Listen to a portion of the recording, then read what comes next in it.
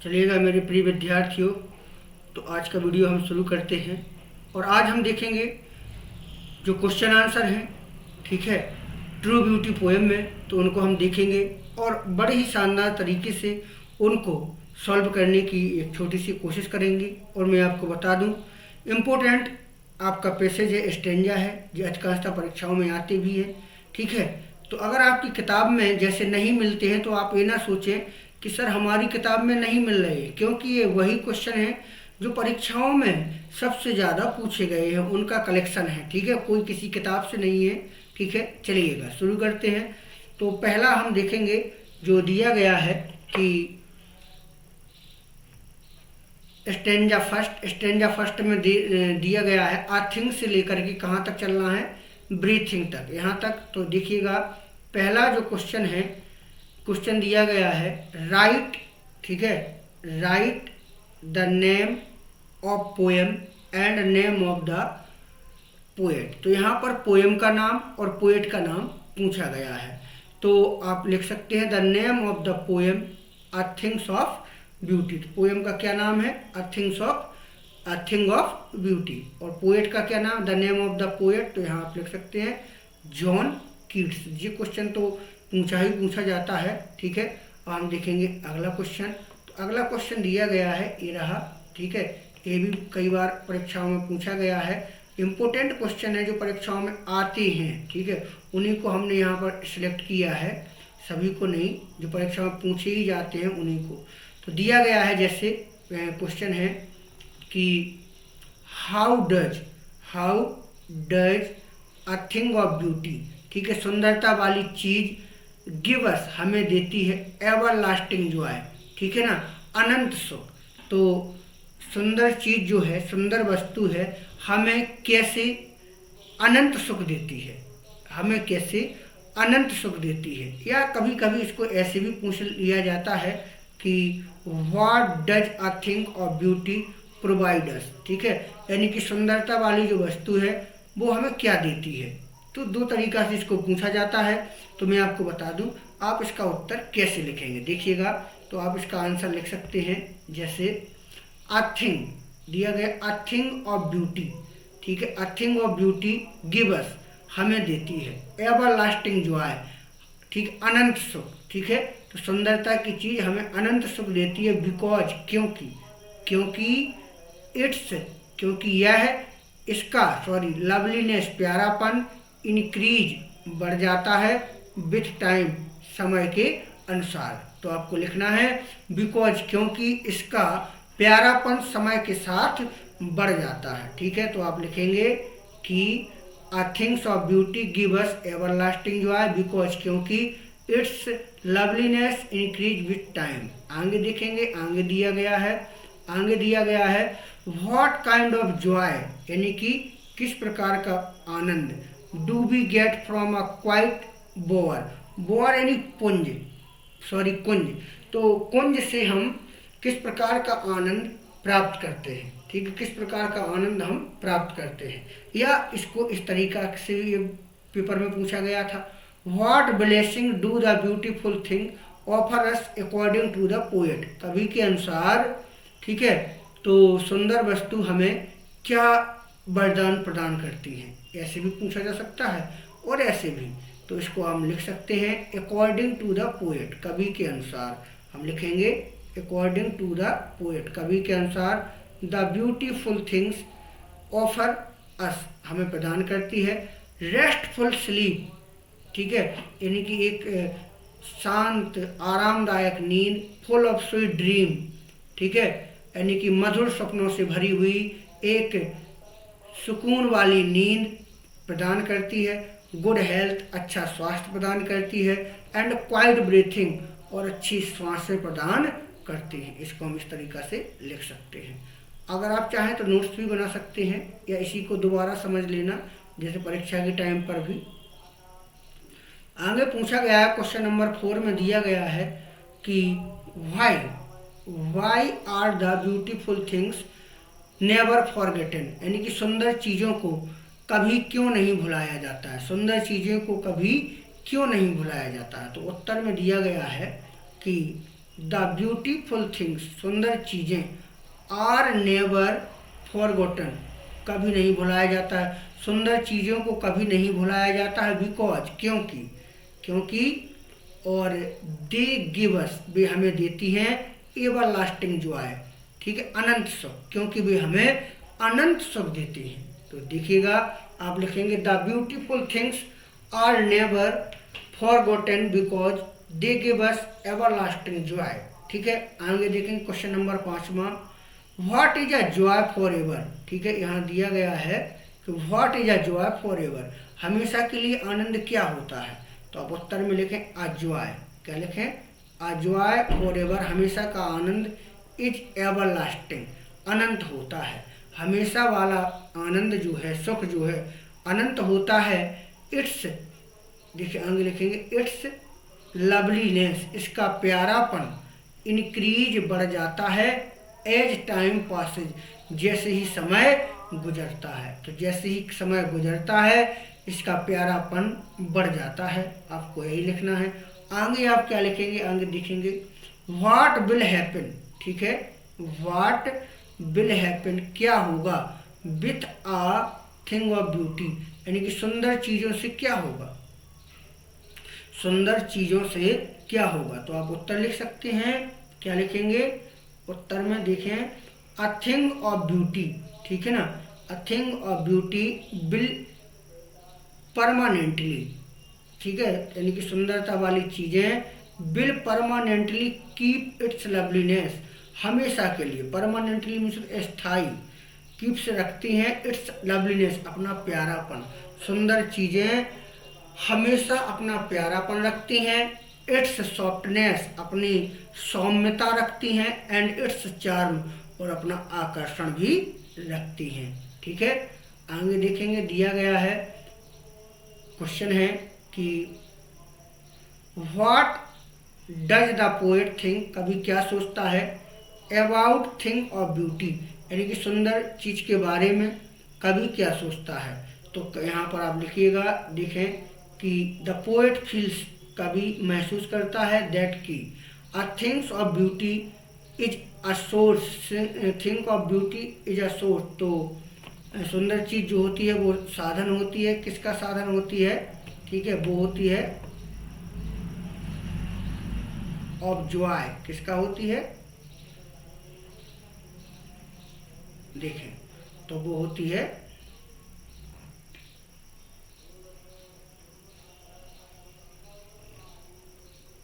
यहां से देखेंगे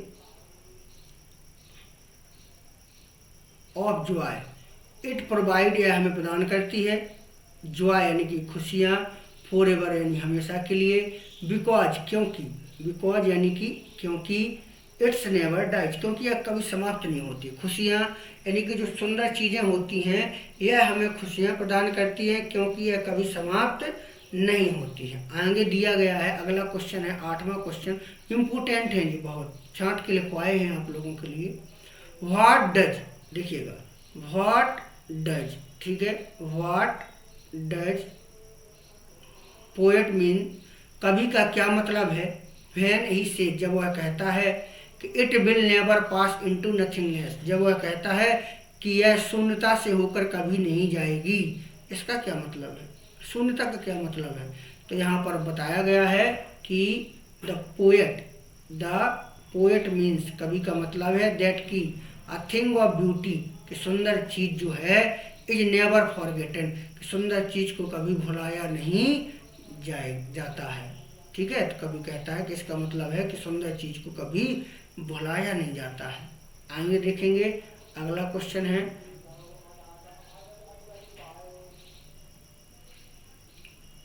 देखें point out the figure of speech in the line, जो लाइन दी गई है, अ थिंग, देखें a thing of beauty is a joy for ever, इसमें कौन सा फिगर ऑफ स्पीच है, कौन सा अलंकार है। तो स्वाभाविक सी बात है कि इसमें अलंकार होगा आपका कौन सा, मेटाफर, क्या होगा, मेटाफर, ठीक है। तो हमारे स्टेंजा फर्स्ट कंप्लीट हुआ। सेकंड स्टेंजा में अगर हम देखें तो देखिएगा, सेकंड स्टेंजा को भी हम देख लेते हैं। अब सेकंड स्टेंजा कहाँ से कहाँ तक है, तो वो रहेगा, ठीक है, सेकंड स्टेंजा जो है उसको रहना है, देखें सेकंड स्टेंजा देयर फोर से लेकर के देयर फोर से रहेगा द पाल तक, ठीक है। उसमें क्वेश्चन जो पहला क्वेश्चन निकल के आ रहा है उसको हम देखेंगे कि what are the flowery bands that bind us to the earth, ठीक है। वो फूलों का बंधन क्या है जो हमें इस धरती से जोड़ता है, तो बंधन है क्या जो हमें इस धरती से जोड़ता है। तो यहाँ पर बड़ा ही शानदार उत्तर है, ठीक है। देखिएगा उत्तर है the flowery bands are the beautiful things, ठीक है। जो फ्लावरी बैंड है एक सुंदर, ठीक है, सुंदर बैंड है, और विच यानी कि जो, कीप यानी कि रखता है, अवर यानी कि हमारे, माइंड यानी कि दिमाग को, fresh and healthy and bind us to the earth, जो हमारे दिमाग को तरोताज़ा और स्वस्थ रखता है और हमें पृथ्वी से जोड़ता भी है। तो ये लिख देंगे यहाँ पर। आगे देखेंगे अगला क्वेश्चन है what are we doing on every morning, यानी कि प्रत्येक सुबह, प्रत्येक सुबह एंड वाई, और क्यों। तो हम प्रत्येक सुबह क्या कर रहे हैं और क्यों, तो इसको ही पूछा गया। इसको दो बार ऐसे ही, एक बार इसको ऐसे ही पूछा गया है। तो why do we weave garland, हम फूलों की माला क्यों बनाते हैं, एवरी डे मन प्रत्येक दिन हम फूलों की माला क्यों बनाते हैं, ठीक है। तो इसको इस तरीक़ा से पूछा गया है। तो देखो हम लिख सकते हैं बी वेव गार्लैंड, हम फूलों की माला बुनते हैं, ठीक है। एवरी डे प्रत्येक दिन हम फूलों की माला बुनते हैं। बिकॉज क्योंकि, दीज बैंड्स क्योंकि ये बंधन, दीज बैंड्स ये बंधन, बाइंडस हमें बांधते हैं, टू द अर्थ यानी पृथ्वी से, क्योंकि ये बंधन हमें पृथ्वी से बांध देते हैं, मतलब जोड़ देते हैं, इसलिए हम प्रत्येक दिन फूलों की मालाएं बुनते हैं। कितना अच्छे से उत्तर को समझा, ठीक है, आप लोगों ने। और हाँ, ठीक है, और आगे देखते हैं अगला क्वेश्चन, ठीक है। और अगर आपको कोई समस्या है, नोट्स चाहिए, तो कमेंट बॉक्स में जाके हमें ज़रूर बताएं, ठीक है।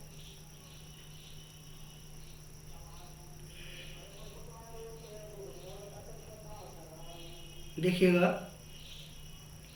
अब कहा जा रहा है लिस्ट द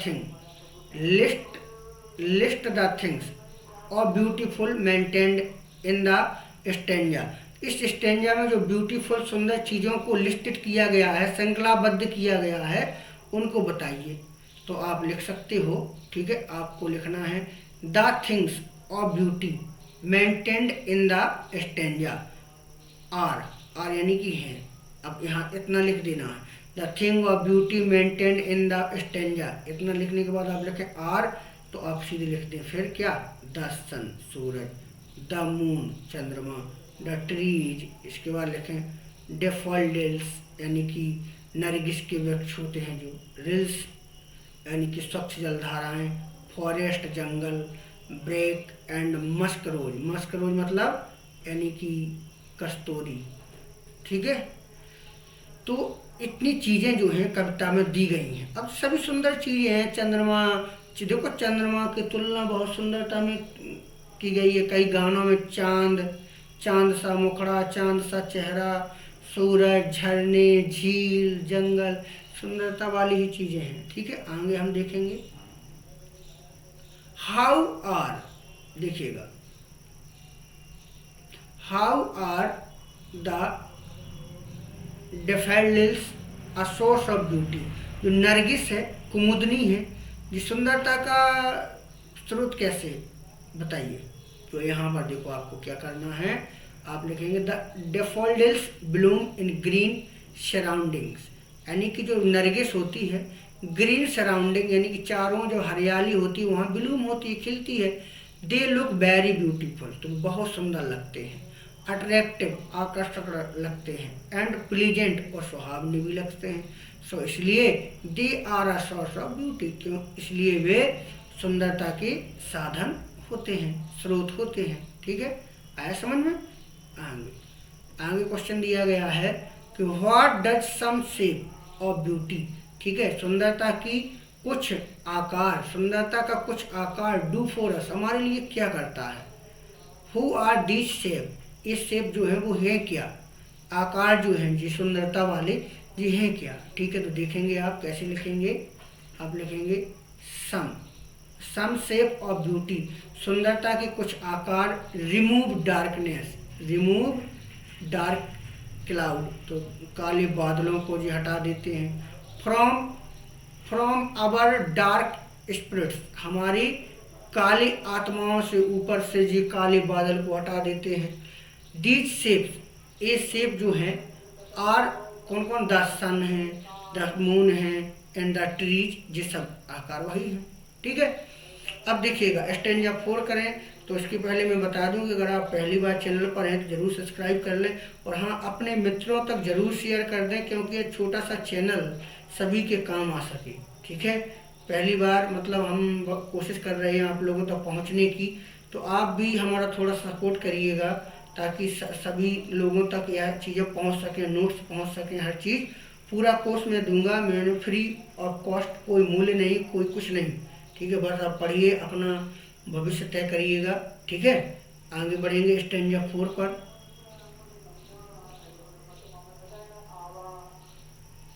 अब स्टेंजा 4 जो है एंड सन से लेकर के कहाँ तक है, ये दिया गया है ब्रिंक, कहाँ तक, ब्रिंक तक। तो इसको आप पहला क्वेश्चन इस तरीका से पूछा गया है कि व्हाट डू यू अंडरस्टैंड, आप क्या समझते हो, by grandeur of the dooms. ठीक है, तो जो पतन की वैभवशाली व्यक्ति होते हैं उनसे आप क्या समझते हो। तो देखिएगा, grandeur of the dooms means beautiful and respectful death of our ancestors, यानी कि इसका मतलब है कि हमारे एनेक्टर्स मीन्स होता है पूर्वज, क्या होता है, इसका मतलब होता है पूर्वज, पूर्वज। ठीक है, जो हमारे पूर्वज हैं उनकी सम्मानजनक सुंदर मृत्यु को बताया गया है, ग्रैंड्योर ऑफ द डूम्स। ठीक है, जिनका पतन हो गया है, खत्म हो गए हैं, उनको बताया गया है। आगे देखेंगे तो आगे हु आर, देखें who are the mightily dead. ठीक है, who are the mightily dead, इसमें पूछा गया है। ठीक है, कौन है ये, तो आप देखिएगा, तो who are the mightily dead, तो आप लिखें the mightily dead are our respected ancestors. ठीक है, तो जो शक्तिशाली मृत व्यक्ति हैं जी हमारे क्या हैं, एनेक्टर्स यानी कि पूर्वज हैं। Who are great due to their glorious work, तो जो अपने शानदार काम के लिए महान जाने गए हैं। ठीक है, आगे हम देखेंगे।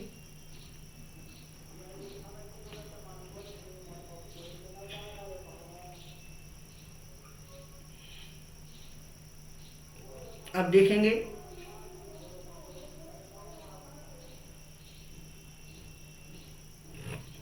विच टू थिंग्स और ब्यूटी आर मेंटेन्ड, तो सुंदरता की दो चीज़ें कौन सी हैं, इन दीज लाइन्स, इन पंक्तियों में सुंदरता की दो चीज़ें कौन कौन सी हैं। तो आप लिख सकते हैं beauty, in that and the stories of our ancestors are remain maintain in these line, तो ब्यूटी भी है और डेथ, ब्यूटी इन डेथ। ठीक है, दो चीज़ें हो गई हैं। अब आगे देखेंगे, आगे दिया गया है कि व्हाट हैव बी हियर्ड और read in all lovely tales, तो हम सभी सुंदर कहानियों में क्या सुनते, क्या सुना और क्या पढ़ा है। तो आप लिख सकते हैं इन ऑल लवली टेल्स, इन सभी सुंदर कहानियों में, वी हैव हियर्ड, हमने सुना है, और रीड पढ़ा है, क्या पढ़ा है, the knowledge given by our ancestors, हमारे पूर्वजों के द्वारा दिए गए ज्ञान को पढ़ा है हमने, इतना, the knowledge given by our ancestors. आगे देखेंगे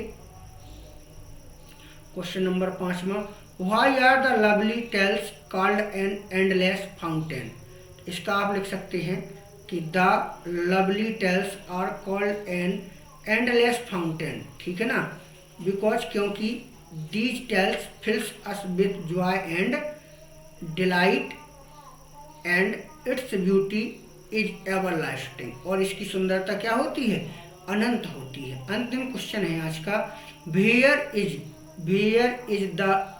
इज दिस फाउंटेन सिचुएटेड। यह जो फाउंटेन है, फव्वारा, ये कहाँ है? तो आप लिख सकते हैं द एंडलेस फाउंटेन, जो अनंत फाउंटेन है, is situated in the brink of heaven, यानी कि स्वर्ग के किनारे है। कहाँ पर है जी? स्वर्ग के किनारे पर है, ठीक है। तो इसको आपने पूरा देखा, समझा, चलिएगा। आशा करता हूँ आप लोगों के लिए बड़ा ही यूजफुल होगा, ठीक है। और बढ़िया पढ़ें, मेहनत करें, ठीक है। कोई समस्या है ज़रूर बताएं, सभी का समाधान होगा।